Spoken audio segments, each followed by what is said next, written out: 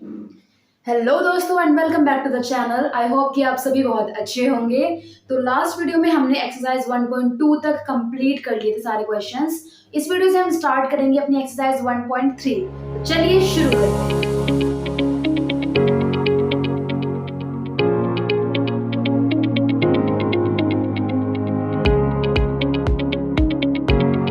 तो एक्सरसाइज का first question देखते हैं क्या बोलते हैं। फर्स्ट क्वेश्चन है हमारा कि right in decimal form and what type of decimal it is. हमें बताना है कि किस तरह का एक्सपेंशन है और उसको सॉल्व करेंगे हम तो किस तरह का डेसिमल आएगा। अब देखिए हमने अपनी फर्स्ट वीडियो जो इंट्रोडक्शन राउंड था उसमें हमने पढ़ा था कि टर्मिनेटिंग होता है, एक नॉन टर्मिनेटिंग होता है, एक रिपीटिंग होता है और एक नॉन रिपीटिंग होता है। तो पहले हम क्वेश्चन देखेंगे और उसको सॉल्व करेंगे, उसके बाद हम ये बताएंगे कि टर्मिनेटिंग, नॉन टर्मिनेटिंग, रिपीटिंग और नॉन रिपीटिंग में से कौन सा एक्सपेंशन आ रहा है। फर्स्ट क्वेश्चन है हमारा 36/100। ठीक है, आपके एनसीईआरटी बुक में दिया हुआ है क्वेश्चन। तो भाई एक बात देखो, जब भी कभी डिवाइड में जीरोस होती हैं, ठीक है, जैसे यहाँ पर अभी 2 जीरो हैं तो ऊपर वाले जो भी नंबर होगा उसकी लेफ्ट हैंड साइड दो टर्म्स, दो डिजिट 1 2, दो डिजिट शिफ्ट होकर डेसिमल लग जाएगी। ये इसका आंसर आ जाएगा। इसको पूरा डिवाइड करने की जरूरत ही नहीं है अगर लास्ट नीचे जीरो है। तो यहाँ पर हमारा क्वेश्चन को सॉल्व करके डायरेक्ट आ रहा है 0.36। तो यहाँ से हम बोल सकते हैं कि ये नंबर रिपीट तो हो नहीं रहा, नॉन रिपीटिंग और रिपीटिंग नहीं है। तो क्या हो रहा है भाई, ये तो टर्मिनेट हो गया ना, इसके बाद तो कोई नंबर आ ही नहीं रहा, रिपीट ही नहीं हो रहा। और क्या हो गया, ये नॉन टर्मिनेटिंग हो गया। TERMINATING, टर्मिनेट हो गया, खत्म हो गया कि 6 के बाद ये कंप्लीटली डिवाइड हो गया, इसके बाद और कोई डिजिट आएगी ही नहीं। देखते हैं सेकंड क्वेश्चन क्या है हमारा। इसी का जो सेकंड पार्ट है वो बोल रहा है हमसे कि हमें एक्सपेंशन करके दिखा हुआ 1/11 का। भाई 1/11 है, इस बार अपॉन में 11 दिया हुआ है तो इसको हम डिवाइड कर लेते हैं। ठीक है, जब डिवाइड करेंगे इस मेथड से तो छोटे बच्चे थे जब पढ़कर आए थे हम, तो जो भी न्यूमरेटर हमारा होता है वो होता है डिविडेंड और जो भी डिनोमिनेटर होता है वो होता है डिवीजर। उसको हमने बाहर लिख दिया। ठीक है, अब अंदर तो छोटा टर्म है और बाहर हमारी बड़ी टर्म है, तो हम क्या करेंगे, हम यहाँ पर लगाएंगे डेसिमल और यहाँ पर लगाएंगे अंदर जीरो। अब यहाँ पर 10 हो चुका है, ठीक है, 1 तो पहले से ही था, डेसिमल लगाई हमने तो जीरो हमारे पास आ गया। ठीक, लेकिन अभी भी क्या हम नोटिस कर पा रहे हैं कि यहाँ पर तो 11 है लेकिन इसके बाद अंदर अभी भी 10 है। तो क्या करें, एक जीरो और लगा लेते हैं और एक जीरो और, लाइक 11 जीरो जा जीरो, यहाँ पर जीरो हो गए। अब हमारे पास जो डिविडेंड है वो बड़ा हो चुका है तो हम इसको इजीली डिवाइड कर पाएंगे। 11 9 जा 99, आफ्टर इट 1 बच गया हमारा। डेसिमल ऑलरेडी लगी हुई है तो हमने क्या किया, जीरो लगा लिया। अभी भी छोटा आ गया तो जीरो लगाया, फिर जीरो लगाया। 9 जा 99, अपॉन माइनस कर दिया तो 1 बच गया। अब डेसिमल लगी हुई है, एक जीरो और लगा लेते हैं, लेकिन डिवाइड तो अभी भी नहीं होगा तो 11 जीरो जा जीरो ले लिया। अभी भी नहीं कट हो रहा तो 11 9 जा 99। भाई ये तो वैसे चलता चला जाएगा। ठीक है, दैट मीन्स ये हमारा टर्मिनेट नहीं हो रहा, ये नंबर खत्म नहीं हो रहा, ये नंबर ऐसे ऐसे चलता चला जाएगा। तो पहले कंडीशन तो आ गई कि नॉन टर्मिनेटिंग है, ये टर्मिनेट नहीं हो रहा भाई ये। ठीक है, और दूसरी कंडीशन क्या आ गई कि 0909090909 ऐसे चलता जा रहा है। दैट मीन्स ये नंबर हमारा रिपीटिंग है, ये नंबर हमारा रिपीटिंग है। और इसको हम क्या लिख सकते हैं, 0.090909 डॉट डॉट डॉट, या फिर लिख सकते हैं हम इसको 0.09 और 09 पर बार। ये होता है बार का साइन, बार मतलब कि 09 जो है हमारा वो बार बार रिपीट हो रहा है और ये नंबर हमारा टर्मिनेट नहीं हो रहा, खत्म नहीं हो रहा। ठीक है, ये वाला क्वेश्चन आपको अच्छे से आ गया होगा समझ में। और इसका जो थर्ड पार्ट है वो हमें मिक्स्ड फ्रैक्शन में दिया हुआ है। ठीक है, आप देख लो अपनी एनसीईआरटी बुक में कि जो आपका थर्ड पार्ट है इसी क्वेश्चन का वो दिया हुआ है भाई हमको मिक्स्ड फ्रैक्शन में। मिक्स्ड फ्रैक्शन में क्या दिया हुआ है, 4 साइड 1/8 दिया हुआ है। ठीक है, तो थर्ड पार्ट है इसका, वो भी क्वेश्चन में गिवन है 4 साइड 1/8 कि इसका डेसिमल एक्सपेंशन करके बताओ कि क्या होगा डेसिमल एक्सपेंशन इस नंबर का।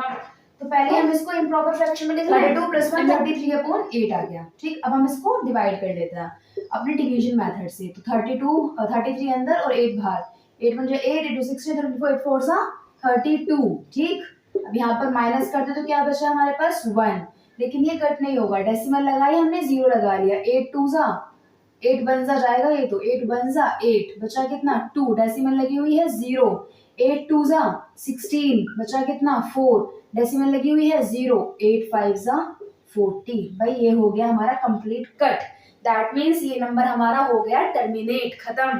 तो नंबर क्या हो गया टर्मिनेटिंग। तो देखते हैं कि क्वेश्चन नंबर 2 क्या बोलता है हमारे एक्सरसाइज का। टर्मिनेटिंग नंबर क्वेश्चन नंबर 2 है कि वी हैव, ठीक है, तो ये हमारा था first question exercise 1.3। Question number 2 है कि it is given that 1/7 is equals to 0.142857, 0.142857, मतलब वो रिपीट हो रहा है नंबर, ठीक है, क्योंकि उसके ऊपर बार लगा हुआ है।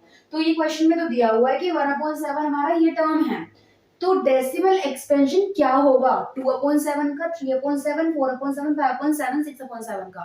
तो डिवाइड कर देते हैं, बिल्कुल कर देते हैं, लेकिन उससे पहले हम देख लेते हैं कि क्वेश्चन में आगे क्या कहा गया है।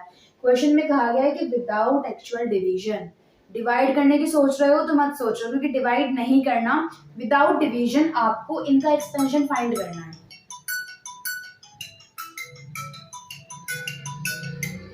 ठीक है, तो विदाउट डिवीजन आपको इन सबका एक्सपेंशन फाइंड आउट करना है। तो देख लेते हैं कैसे फाइंड आउट करेंगे।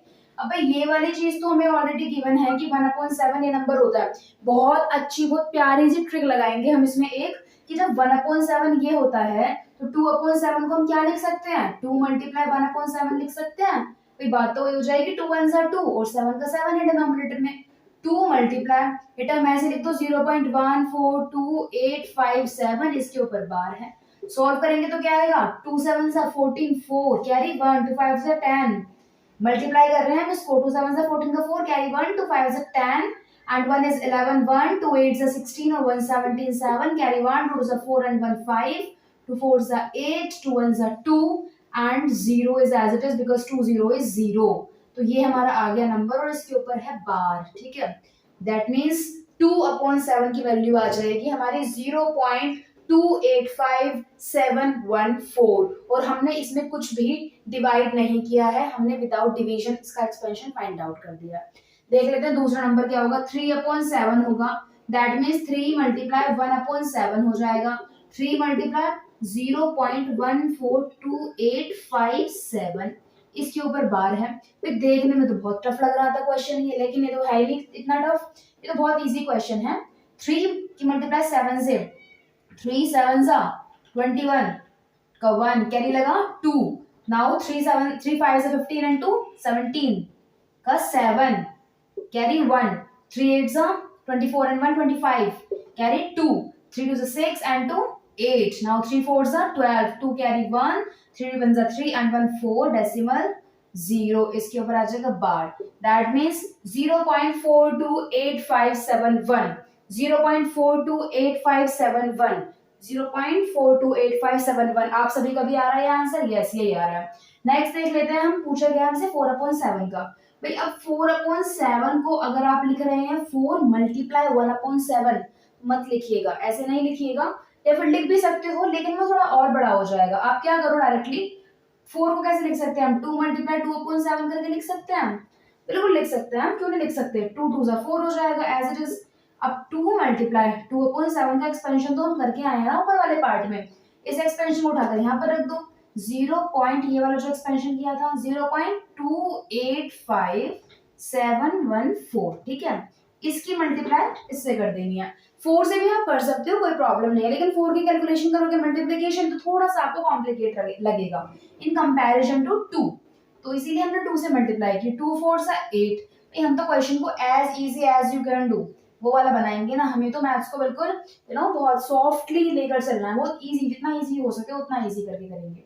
2 4 8, 2 1 2, 2 7 14 का 4 कैरी 1, 2 5 10 and 1 11 का 1, 2 8 16 and 1 17 and 2 2 4 and 1 5 डेसिमल 0, इसके ऊपर आगे बार, दैट मींस 0.571428, ठीक है, ये आपके आ गया एक्सपेंशन 4/7 का। आगे आपको समझ में अच्छे से। अब 5/7 का क्या होगा और 6/7 का क्या होगा, देख लेते हैं उसको। देखो 5/7 है, इसके लिए लिख लेंगे इसको 5 मल्टीप्लाई 1/7, इसका मतलब 5 मल्टीप्लाई 1/7 का क्या एक्सपेंशन है, जो कि हमें क्वेश्चन में ऑलरेडी गिवन है, दैट इज 0.142857, इसके ऊपर है बार, इसको सॉल्व कर दो, 5 7 सा 35 का 5 कैरी लगा 3, 5 5 25, 26 27 28 कैरी 2, 5 8 सा 40 and 2 42 का 2 कैरी 4, 5 2 सा 10 and 4 फिर 14 कैरी 1, 5 4 सा 20 and 1 21 कैरी 2,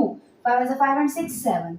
ठीक है, और इससे पहले हमने 0 लगा, तो ये हो जाएगा हमारा एक्सपेंशन किसका, 5/7 का। After it let move toward the last one that is 6/7।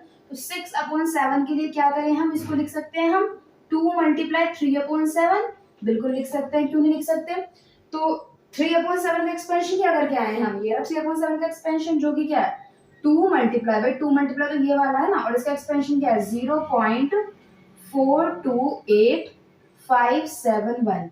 जब इसकी मल्टीप्लाई अगर आप करें तो क्या आ जाएगा हमारे पास लास्ट से 24175 and 8.0। ठीक है, ये आपका आ जाएगा 6/7 का एक्सपेंशन, क्योंकि आपने 2 की मल्टीप्लाई कर दी 2 1 से 2 इस पूरे से, तो हमारा एक्सपेंशन आ जाएगा। आई होप आप सभी को ये क्वेश्चन अच्छे से समझ में आ गया होगा कि विदाउट डिवीजन हम एक्सपेंशन कैसे करते हैं। हम सिर्फ और सिर्फ ये देखेंगे कि हमें क्वेश्चन में गिवन क्या है और उसकी हेल्प से हम किस तरह से टर्म्स को डिवाइड कर सकते हैं। ठीक है, अब देखते हैं क्वेश्चन नंबर 4 क्या बोल रहा है।